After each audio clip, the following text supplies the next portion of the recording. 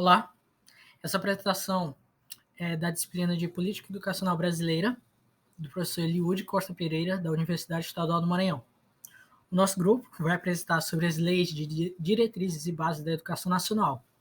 E o nosso grupo tem como membros os discentes Antônia Cláudia Palmeira, Igor da Cruz Pinheiro, Juliane Nathalie Dias Barros, Ladson Macaulay e Wilder Leal.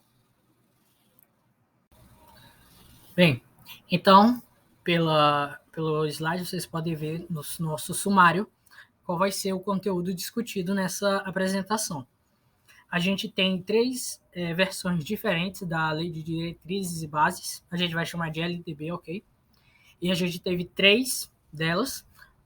A primeira foi promulgada durante o governo de João Goulart, em 1961, a segunda no governo de Médici, e a última e atual, que está em vigor, e que foi promulgado no governo de Fernando Henrique Cardoso. Bom, então, começando pela introdução, sobre o que vai ser, então, a LDB. A LDB, como o próprio nome diz, Lei de Diretrizes e Bases, ela vai definir, regularizar e organizar todo o sistema educacional brasileiro. Ela vai versar sobre como vai ser a organização. Por exemplo, no sistema atual, a gente tem uma divisão entre ensino fundamental, ensino médio e ensino superior. Isso vai ser definido pela LDB. Então, o objetivo dela vai ser, principalmente, assegurar o direito à educação. A citação que vocês estão vendo no slide é retirada da primeira versão da LDB. A educação é direito de todos e será dada no lar e na escola. Dessa forma, a LDB ela vai dar uma orientação, ela vai dar uma padronização em toda a educação em território nacional. E agora falando um pouco do histórico das leis educacionais no Brasil, antes da Constituição de 1934, do governo de Getúlio Vargas, não existia uma lei que organizasse toda a educação em âmbito nacional. Por essa falta de leis, acabava que ficava subentendido que a autoridade para organizar a educação ficava a critério dos governos estaduais ou provinciais, como era chamado na época do Império Brasileiro.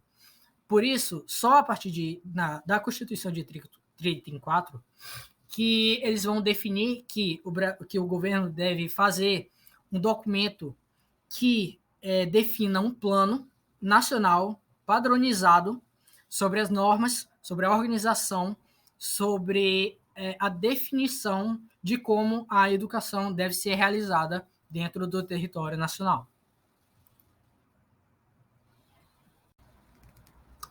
Ok, agora falando sobre a primeira versão da LDB, ela foi promulgada em 1961, durante o governo de João Goulart. Falando agora um pouco sobre o contexto histórico e político do período, João Goulart ele tinha participado de vários cargos políticos de relevância, sendo o primeiro deles o Ministério do Trabalho do governo de Getúlio Vargas, de 51. Após esse período como ministro, ele foi eleito vice-presidente, né, durante o governo de Juscelino Kubitschek. Após isso, ele foi reeleito para o cargo de vice-presidente, só que dessa vez no governo de Jânio Quadros. Porém, por conflitos políticos e outras questões, Jânio Quadros acabou por renunciar ao cargo de presidente e ele, como vice, assumiu o cargo de presidente em 1961. Uma das principais demandas que ele trazia eram as reformas de base. Uma das principais questões dessas reformas de base era a reforma agrária. Então, assim, as reformas de base tinham um cunho bastante popular. E a reforma agrária era um dos pontos mais polêmicos, já que ela se tratava da redistribuição de terras. E muitos da elite política brasileira viam essas reformas com maus olhos. E, por conta de conflitos políticos e da radicalização política, acabou que os militares derrubaram ele do poder em 1964, instaurando a ditadura militar, e as reformas de base acabaram que não se realizaram, nem a reforma agrária da forma como ele propunha. Porém, a LDB ela tinha sido promulgada já em 61, antes dele ser deposto, logo no primeiro ano em que ele assumiu. Agora falando mais um pouco a respeito da própria LDB. A Lei 4.021, promulgada, como eu disse, em 1961, apesar de promulgada nesse ano, havia sido, durante 13 anos, posto em discussão, em debate entre os políticos, até ela ser finalmente aprovada nesse ano. Uma das principais características desta LDB é que ela promovia uma descentralização da educação, um pouco tirava um pouco da autoridade do MEC e dava uma maior autonomia aos órgãos estaduais da educação. A partir dela, foi formulado também que o Ministério da Educação seria o representante do governo federal para versar em relação à educação. A partir dessa LDB, foi formado o Conselho Federal de Educação e os Conselhos Estaduais de Educação, que, novamente, tiveram mais autonomia nesta LDB. O Conselho Federal de Educação, inclusive, existe até hoje, porém com outro nome, certo?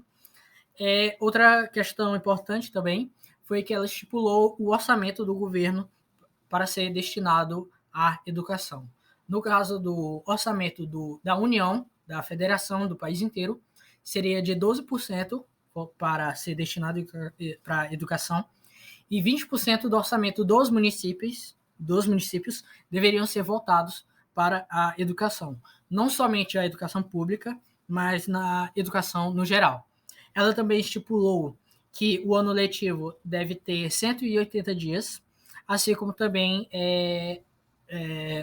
estipulou a obrigatoriedade, assim como a gratuidade, dos 4 anos do ensino primário. Depois do ensino primário, vinha o ginásio. Outra questão importante também foi que ela estabeleceu o ensino religioso como facultativo, além também da obrigatoriedade da formação mínima de professores. Boa tarde, pessoal. Vou dar continuidade ao governo do Emílio Médici. Meu nome é Wilder e fiquem aí com os próximos slides. Então, pessoal, Médici ele assumiu o governo brasileiro em 69, após Costa e Silva, que era o atual presidente, decretar que seu estado de saúde não era dos melhores. Então, um grupo chamado Linha Dura, ele foi e indicou o Médici como o novo presidente do Brasil, já que naquela época os presidentes eram indicados ao cargo. E também naquele período o país ele vivia um momento de intensa censura e tortura, já que o Estado ele ganhava o aval para que eles promovessem nos presídios e nas delegacias o massacre dessas pessoas que eram contra o regime militar. E nesse período da intensa censura, eles tinham uma forte ligação com os mecanismos de comunicação, ou seja, eles também censuravam ao máximo que eles podiam esse período de censura e tortura com o pessoal dos telejornais e essas coisas. Então, nesse período, eles queriam demonstrar que o Brasil estava em um grande avanço econômico e também um grande avanço como um país ali se desenvolvendo. Eles usavam essa frase aí, chamada de Brasil, ame ou deixe, como um dos motivos para que os brasileiros tivessem orgulho, né, fossem mais patriotas de acordo com o seu nível de interesse para o governo de Emílio. Então, pessoal, Emílio Médici ele foi um general do Exército Brasileiro, alcançando aí a maior patente quando a gente fala de Exército, e ele foi o 28º presidente brasileiro que a gente teve, e durante o seu governo a gente teve o tão falado milagre brasileiro, né, que eles davam a impressão que o Brasil estava caminhando a passos largos, ou seja, estava se desenvolvendo muito bem. Só que o Brasil estava se desenvolvendo rápido e, e muito eficaz porque ele estava tendo investimentos estrangeiros, ou seja, ele estava recebendo muita verba de amigos aliados ao Brasil que estavam investindo ali em muitas coisas no Brasil. Então, como que o Brasil estava conseguindo fazer rodovias e ferrovias e também hidrelétricas, justamente por causa que ele estava recebendo ali um investimento muito alto de países estrangeiros. Só que isso foi muito ruim porque aumentou a dívida externa, interna do país, fazendo com que isso fosse um problema mais à frente aí do governo dele. Então, dentro do governo dele, ele teve alguns planos, tipo o plano de integração nacional, chamado PIN, que era ocupar algumas terras amazônicas, e o plano mais importante que para mim foi criado por Médici foi o Mobral, que era o investimento na alfabetização de pessoas já com idades elevadas, ou seja, ele queria promover aquelas pessoas uma qualidade de ensino para que essas pessoas pudessem ter uma melhoria na qualidade de trabalho e também de convívio com as outras pessoas. Então, esse período aí de Emílio Médici foi bastante interessante para a gente, justamente por causa disso. Olá, pessoal. Eu me chamo Antônia Cláudia e eu vou dar continuidade falando sobre o governo Médici, que perdurou aí durante 1969 até, deu início em 1969 até 1974. Irei falar sobre as políticas e realizações do governo Médici. Nós sabemos que esse período, né, de 1969, 1974, o Brasil ele ainda estava passando pela ditadura militar. Então, Médici foi um governo durante a ditadura militar. Ele buscou uma das políticas que ele buscou, que ele adotava, era o fortalecimento do poder central. Então, ele buscava fortalecer o Estado, o governo todo em um único poder, né, com o qual o governador teria todo o domínio sobre praticamente tudo o que aconteceria durante o país. Ele também reprimiu a oposição política. Então, isso fez com que as pessoas, a sociedade, não tivesse voz, não tinha a democracia. Então, eles não tinham voz. E todos aqueles que se colocavam contra o governo, eles seriam reprimidos, seriam espancados e assim por diante. Ele também buscou, né, promover um modelo de desenvolvimento econômico centrado no Estado, como eu já falei, e além disso, ele também buscou muito a propaganda nacionalista, em uma dessas, no qual ele queria mostrar para os outros países que o Brasil ele estava passando por um momento ali, o Brasil estava no seu pleno desenvolvimento. Então, ele queria dar uma imagem para os outros países de que o Brasil ele estava bem. Então, ele buscou muito efetivar essas propagandas nacionalistas. E uma dessas propagandas foi justamente a Copa de 1970. Quando o Brasil ganhou a Copa de 1970, ele investiu nessas propagandas para dizer que o Brasil ele era um país vencedor e que o Brasil estava no seu pleno desenvolvimento. Ele também buscou o desenvolvimento da Amazônia, no qual ele chamava uma medida adotada que ele chamava de Marcha para o Oeste, no qual ele buscava colonizar mais aquela região lá da Amazônia. Além disso, pessoal, uma política que ficou muito conhecida foi a política do milagre econômico, no qual ele buscava o crescimento acelerado e desenvolvimento industrial. Então, o governo de Médici, ele investiu na indústria, ele buscava essa industrialização do país, esse desenvolvimento.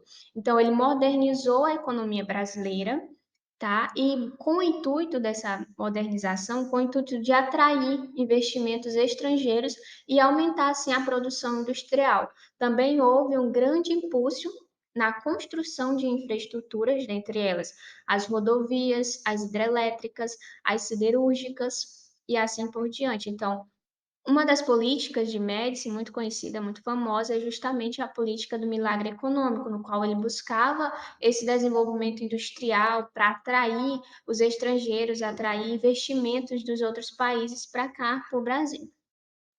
E durante o governo de Médici também houve críticas, controvérsias, né, os aspectos controversos sobre as políticas e críticas ao governo Médici. Dentre essas críticas está a repreensão e a violação dos direitos humanos. Então, durante o governo de Médici, houve muita repreensão e violação aos direitos humanos, houve muitas prisões arbitrárias, torturas e execuções de opositores políticos. Então, todos aqueles que se tornassem contra o governo, eles eram torturados, eram presos e assim por diante.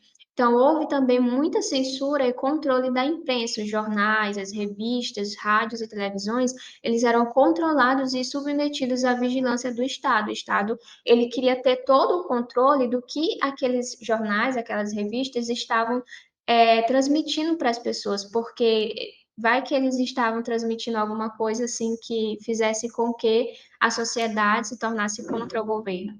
Então, ele queria ter o controle do que estava sendo transmitido ali e, por isso, ele controlava a imprensa. Houve também vários desrespeito aos direitos individuais, ele promulgou o Ato Institucional número 5, no qual ele buscava ali, com esse ato institucional número 5, ele buscava ali os poderes centrados apenas em um, no presidente, no governador, e fazia com que a liberdade de expressão das pessoas da sociedade diminuísse e assim permitia que o governo agisse de uma forma mais arbitrária e perseguisse os seus opositores. Além disso, também houve um desenvolvimento econômico desigual, como eu falei lá no slide anterior, o governo de Médici, ele tinha uma política do milagre econômico que buscava com que o Brasil ele fosse desenvolvido industrialmente. Porém, houve esse desenvolvimento de uma forma muito desigual. A desigualdade social ela aumentou e as condições de vida da maioria da população não melhoraram significativamente. Então, a política que ele queria implantar não deu muito certo. E, além disso, houve também uma degradação ambiental e violação aos direitos indígenas. Então, dito isso, né, nós contextualizamos aí um pouco sobre como era o governo de Médici, para a gente poder entender aqui os impactos significativos desse governo na área da educação aqui no Brasil. Então, houve aqui uma maior expansão da educação básica, principalmente naquelas áreas rurais, eles começaram a implantar mais escolas nessas áreas e começou a expandir mais a educação básica. E foram construídas escolas, né, em várias regiões. Houve também a ideologia da segurança nacional, no qual eles viam na educação um meio de propagar as suas ideologias nacionalistas. Então, isso foi algo assim que eles utilizaram para favorecer o governo deles, né? Utilizando as escolas para favorecer o governo, para implantar essas ideologias na mente dos alunos. Também houve um incentivo ao ensino técnico, houve aí criações de escolas de ensino técnico, centros de ensinos técnicos e também o controle e censura nas instituições de ensino continuou. Assim como ele controlava a imprensa, ele também queria controlar as instituições de ensino, o que é que as escolas estavam ensinando, o que é que elas estavam ali buscando desenvolver nos alunos. Tudo isso com medo de transmitir ali alguma mensagem de oposição ao governo.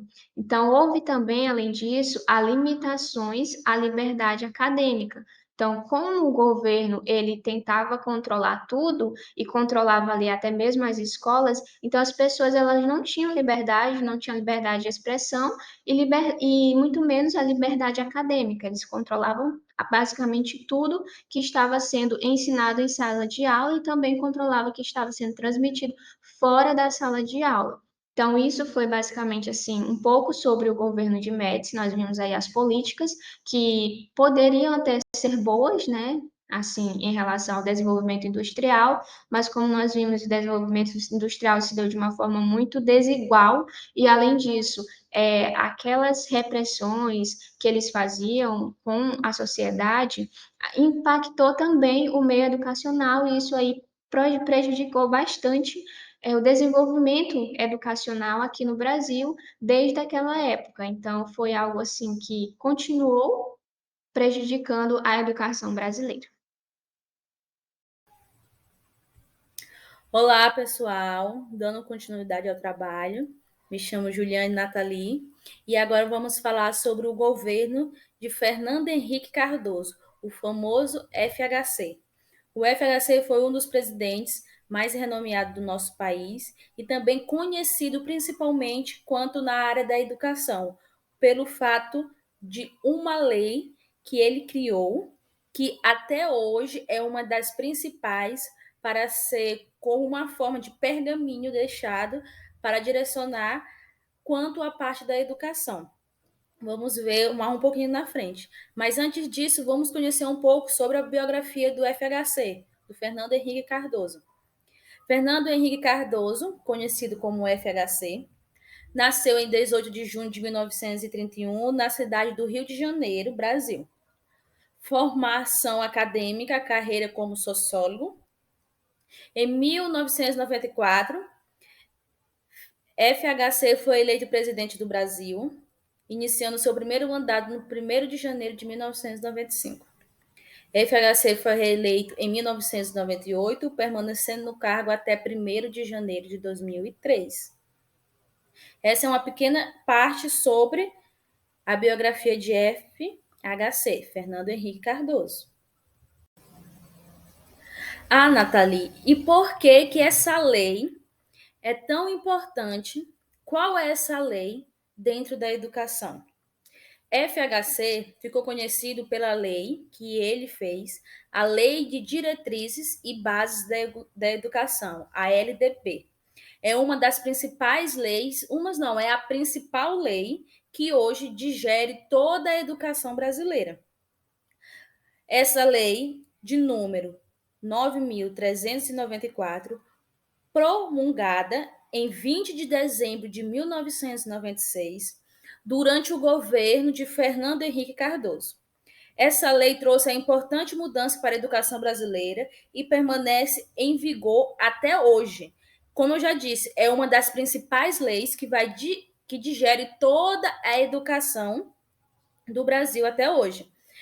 Foi através dessa lei, que nós vamos conhecer mais um pouquinho na frente, que todas as pessoas tiveram direito gratuito quanto à educação.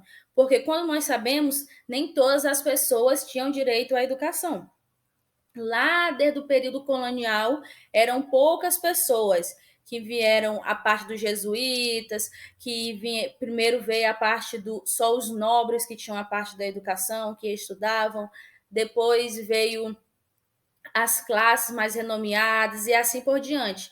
Foi toda uma transformação até chegar a essa lei, a LDB, que é o acesso gratuito para todas as pessoas, desde a menor idade, que vem lá da parte da educação básica, até o ensino superior, e os órgãos que vão digerir toda essa parte da educação, quanto a ensino básico, ensino fundamental e ensino superior, e também tem outros pontos quanto à educação, que não são essas três, como também ensino tecnológico, profissionalizante, o ensino para idosos, e assim por diante. Então, essa lei vai ser como um manual para direcionar todos esses aspectos dentro desses pontos, e principalmente dos pontos também, organizar quanto à classe dos profissionais, quanto aos professores. Essa lei também vai organizar os direitos e os deveres e normas que cabem a cada uma dessas pessoas que estão envolvidas quanto à parte da educação. Eu queria muito poder trazer para vocês todos os artigos que digerem essa lei. Porém, são muitos artigos. E o vídeo ia ficar imenso para eu poder trazer todos os pontos específicos que digere essa lei. Mas eu trouxe algumas diretrizes, são 6, eu vou falar 3 e o Lattes vai falar mais 3 dessas diretrizes, e trouxemos as 6 principais, as primordiais, que vai dar seguimento a essa lei, que para termos uma boa educação dentro das regras e dentro das normas, assim que ela foi prolongada. A educação, a primeira, a educação como um direito de todos. A LDB estabelece que a educação é um direito de todos os cidadãos, garantindo acesso, permanência e sucesso na educação básica, educação infantil, educação, ensino fundamental e o ensino médio e na educação superior. Então, ela vem para guiar esses parâmetros da educação: educação infantil, educação fundamental, educação, o ensino médio e o ensino superior. E, além de tudo, o que une, nós sabemos que a educação é diferente dentro desse cada setor dentro de cada etapa. Porém, sabemos que o que digere tudo isso é que a educação é direito de todos.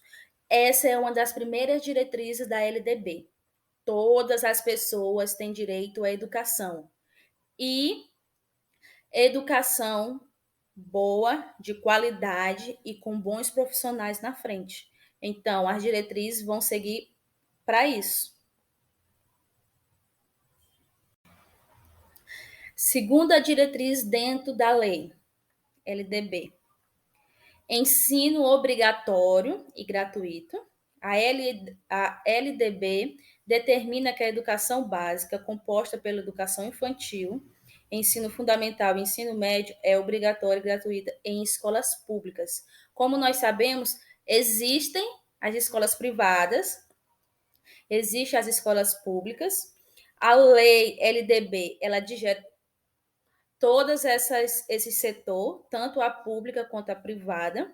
Porém, é função do Estado, do governo, dos municípios, ceder a educação gratuita para o ensino fundamental e para o ensino básico, que é as creches, e para o ensino fundamental, os anos iniciais e os anos finais. O ensino médio ele já vem pela parte do Estado, que é responsabilidade deles, como nós sabemos, de organizar esse setor quanto à parte do ensino médio. Então, é obrigatório para todos, é gratuito para todos, e a lei LDB, ela organiza todos esse setor, mostra a responsabilidade de cada um, quanto à parte pública, quanto à parte privada.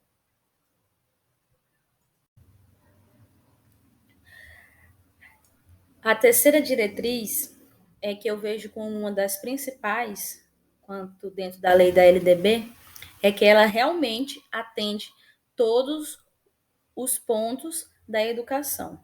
E um dos pontos principais que nós temos que também retratar aqui dentro dessa lei é a valorização dos profissionais, que é de suma importância.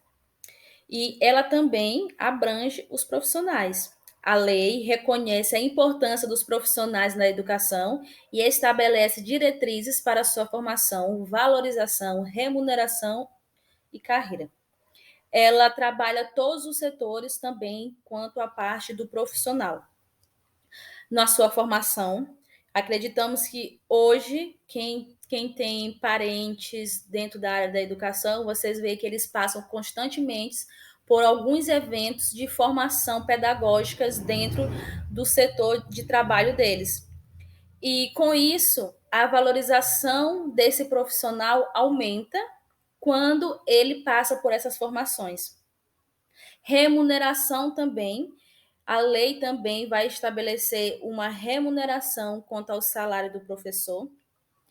E, assim, ele possa ter uma carreira de sucesso. Quando um profissional tem uma carreira de sucesso, quanto todas as suas formações, ele acaba sendo um exemplo dentro da educação do setor que ali ele está trabalhando. Então, a lei, além de vir mostrando as normas, as regras, as diretrizes para a educação brasileira, ele não vai deixar de lado o profissional, aquele que está ali todos os dias para levar o conteúdo para a sala de aula. Ele também não é deixado de lado. Ele também se torna participativo dentro dessa lei. E a lei LDB, ela também vai ajudar ele quanto ao caminho que deve ser guiado aos profissionais. E como eu já falei, quanto à educação básica, o ensino fundamental, o ensino médio e o ensino superior, a lei LDB também abrange outros setores, como a educação especial, a educação à distância, a educação profissional e tecnológica, a educação para jovens e adultos, até a educação para indígenas, porque todos esses setores estão dentro da educação. E como é uma lei que abrange toda a educação, ela também vai trabalhar em todos os setores. O profissional é um dos principais setores que deve ser trabalhado. Se temos profissionais de má qualidade, vamos ter conteúdos sendo formados de má qualidade. Então, os profissionais de jeito nenhum deveriam ser deixados de lado dentro dessa lei. Então, dando continuidade, o Ladson vai explicar mais 3 diretrizes dentro dessa lei. E o vídeo, ele é curto, porém precisamos, como boas pessoas, bons alunos, que daqui a 1 ano, 2 anos vamos estar nesse campo de formação trabalhando, precisamos realmente saber sobre toda essa lei LDB, porque ela realmente é o caminho, é o eixo, é um manual que vai guiar todas as normas que a educação deve fazer. Certo, pessoal? Eu me chamo Ladson e irei falar um pouco sobre a autonomia das instituições de ensino do governo de Fernando Henrique Cardoso. A LDB, pessoal, prevê a autonomia das instituições de ensino, respeitando seus projetos pedagógicos e as diretrizes estabelecidas pelos sistemas de ensino. A LDB, pessoal, em seu artigo 3 e incisos, ela prescreve que o ensino ele deve ser ministrado com base em diversos princípios, entre eles a liberdade de aprender, ensinar, pesquisar e divulgar, o pluralismo de ideias e de concepções pedagógicas, o respeito à liberdade e o apreço à tolerância, a coexistência de instituições públicas e privadas, a garantia de padrões de qualidade e ainda a vinculação entre a educação escolar, o trabalho e as práticas sociais. O artigo 53 da Lei de Diretrizes e Bases, ao tratar da autonomia universitária, assegura às universidades a possibilidade de que elas venham a criar, organizar e extinguir cursos em sua rede, obedecendo às normas gerais. Dessa forma, deverá um novo curso ter a criação submetida aos conselhos superiores da universidade e, uma vez aprovado, poderá existir mediante a apreciação do projeto pedagógico de curso, que é o PPC, em consonância com o Plano de Desenvolvimento Institucional, que é o PDI. E esses documentos eles devem estar depositados no Ministério da Educação, que é o MEC. Certo, pessoal?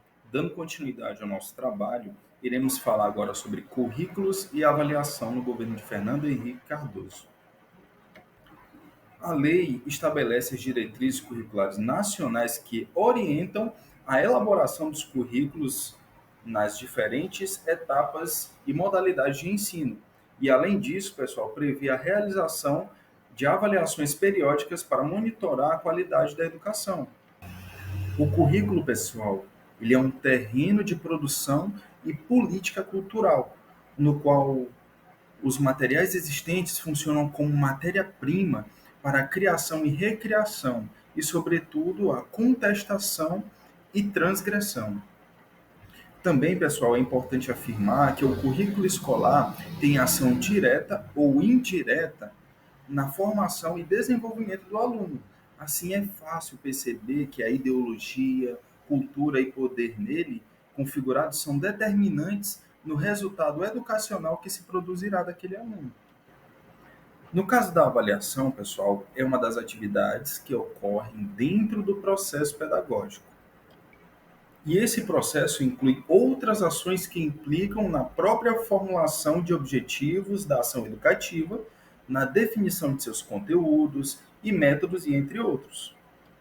A avaliação, pessoal, sendo parte de um processo maior, deve ser usada tanto no sentido de acompanhamento do desenvolvimento do estudante, quanto no sentido de apreciação final sobre o que esse estudante pôde obter em um determinado período. Quando a avaliação ela acontece ao longo do processo, pessoal, com o objetivo de reorientá-lo, ela recebe o nome de avaliação formativa. E quando ocorre no final do processo, com a finalidade de apreciar o resultado que esse aluno teve em determinado período, ela recebe o nome de avaliação somativa. Certo, pessoal, dando continuidade com o nosso trabalho, com a educação inclusiva no governo de Fernando Henrique Cardoso. A LDB, pessoal, ela reforça os princípios da educação inclusiva, garantindo o acesso e a permanência de alunos com deficiência, transtornos globais do desenvolvimento e altas habilidades ou superdotação. Na LDB 9394/96, no capítulo 3, artigo 4, inciso 3, diz que é dever do Estado, pessoal, garantir o atendimento educacional especializado gratuito aos educandos com necessidades especiais, preferencialmente, pessoal, na rede regulamentar de ensino.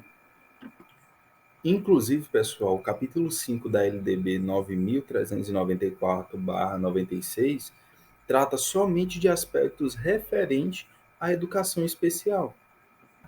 E entre esses pontos específicos, pessoal, no artigo 58, inciso 1, diz que sempre que for necessário, haverá serviço de apoio especializado para atender as necessidades peculiares de cada aluno portador de necessidades especiais. Como, por exemplo, pessoal, em uma classe com inclusão, pode haver um aluno surdo que necessite de um professor que apoie ele, que dê apoio na língua brasileira de sinais, a Libras, que é para auxiliar ele em todas as disciplinas. Com isso, pessoal, para que a inclusão de fato se concretize, é necessário que os professores estejam preparados para lidar com esse tipo de situações e outros exemplos na área da educação especial. E no artigo 59, inciso 3, diz que os sistemas de ensino devem assegurar aos educandos com necessidades especiais professores com especialização adequada em nível médio ou superior para o atendimento especializado, bem como professores do ensino regular capacitados para a integração desses educandos nas classes comuns. E essas são apenas algumas diretrizes, pessoal, estabelecidas pela LDB. E é importante ressaltar que a educação no Brasil ela é um tema amplo e complexo. E a implementação das leis depende de diversos fatores, como políticas públicas, financiamento, gestão e formação de professores, que é o mais importante.